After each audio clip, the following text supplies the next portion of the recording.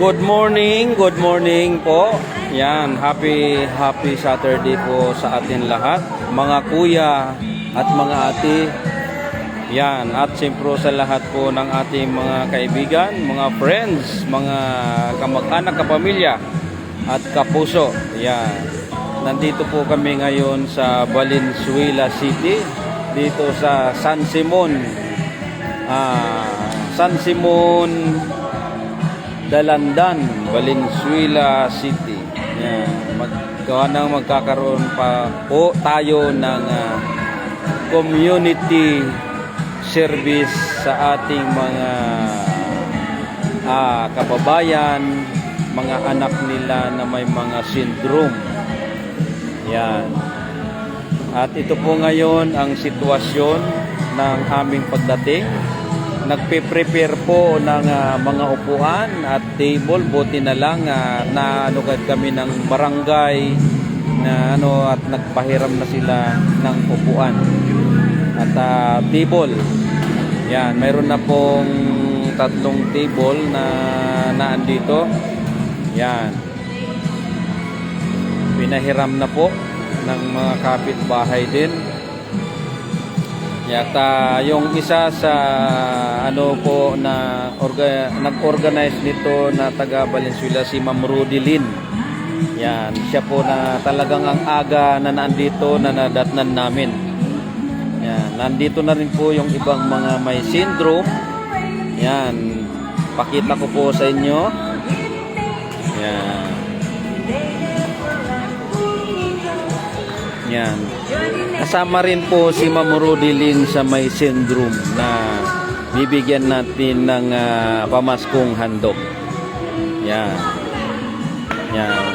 Bago po tayo nag-live at humingi po tayo ng permiso sa ating mga magulang ng ating mga may syndrome, permiso kung pwede silang i-live. At sila naman po ay natutuwa nang makita dahil kailangan po nila talaga ito para naman magkaroon ng mga pamaskong handog ang ating mga kababayan dito sa Valenzuela, dito sa Dalandan. Yan po sila.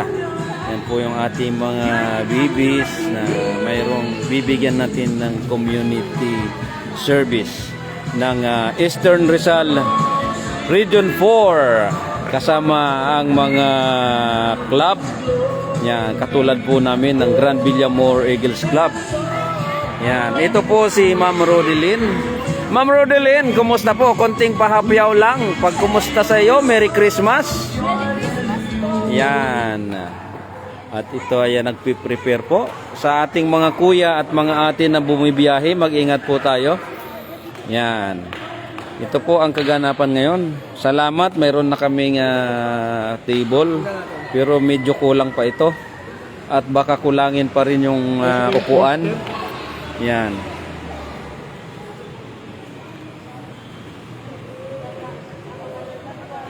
Yan, nangunguna talagang dito na pati inilagay sa yung community outreach program ng Grand Villamor Eagles Club. Yan. Valenzuela Bless Warrior. Yan, we will be there. We will be happy. We will beat this. Yan.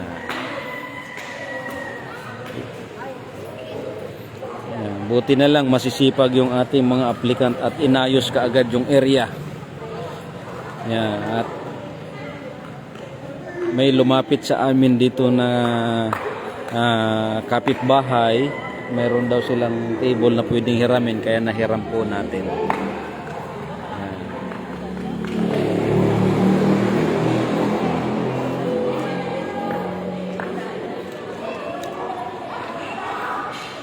Shout out po sa Eastern Rizal Region 4, ang ating region, Eastern Rizal Region 4, sa pamumuno po ng ating Governor Kuya Juicy Pocson. At sa ating Vice Governor, Kuya Reynaldo Campillo. At siyempre po, ang ating President ng Grand Villamor Eagles Club, Kuya Ernie De Los Reyes. At sa ating Vice President, Kuya Kerwin Gomez. at siyempre po sa ating mga kuya at mga ate, officers and members. Yan, ang nandito po ngayon sa area ay siyempre po ako, si Kuya Remo. Yan, dito at nandito rin po si Kuya Boni Lampak. Yan, at siyempre kasama po namin si ang aming mga aplikant, si Sir Nonoy. Hey, Sir Nonoy. Yan, nandito rin po si Sir Cain. Hello, Sir Cain. At si Sir Gary. Yan, at siyempre si Sir Angelo. Yan, busy silang dalawa, nagchichismisan. Yan, di ako pinapansin. Yan, Yan, at siyempre si Kuya Boni. Hello ma'am, good morning. Yan, good morning. Nagdadatingan po sila. Si Ate Janice nandun po pa sa loob ng sasakyan. Yan, parang artista lang. Yan, kung parang artista lang, pag nandyan na, saka lalabas. Wow. Yan, si Kuya Boni, business na naman yung hinahanap po. Yan. Hello Kuya Boni, shout out sa'yo. Yan. Mayroon na rin po dito isang kuya na asan na si kuya, no? Bitondo. May dumating na rin na isang kuya dito ng Ditondo. Kaya lang, ewan ko saan siya nagpunta. Yan. Ayan, prepare na rin po sila. Yan. Alright. Start po ng ating activities 9 o'clock ayon doon sa ating invitation.